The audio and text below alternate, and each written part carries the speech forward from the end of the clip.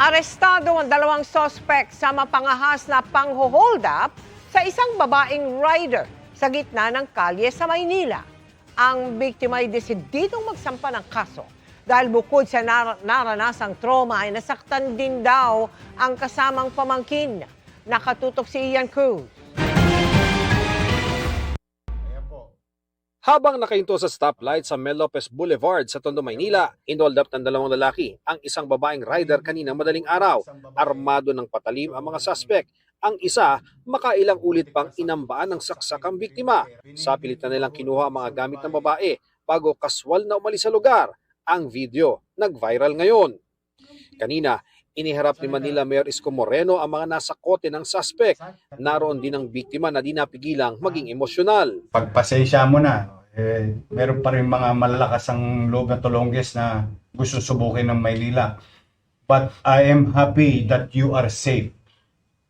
More than anything else. Sino yung sasaksak sa'yo? Ito ba? Sino? Ito? Yung uundayan ka pa ng saksak?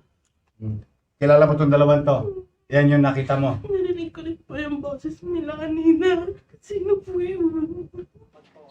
Desidido ang biktima na kasuhan ng mga suspect.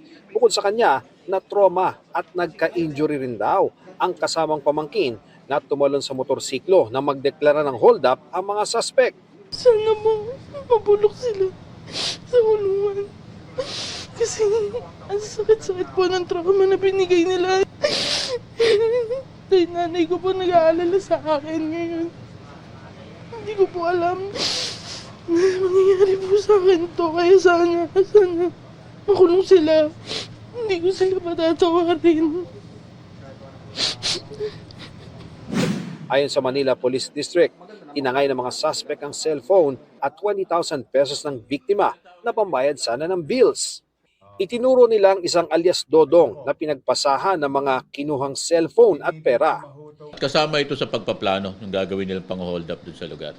At ngayon, ongoing yung follow-up natin para mahuli natin itong si alias Dodong. Inihanda na ang reklamong robbery laban sa mga suspect. Gawa lang po ng gipit, sir. Kailangan mo ng pera. Oo, kaya para lang makita yung anak ko, sir. Sa nagawa ko sa tao na yun, pasensya na lang siya. Tawarin niya ako. Ian Cruz, Nakatutok, 24 Oras.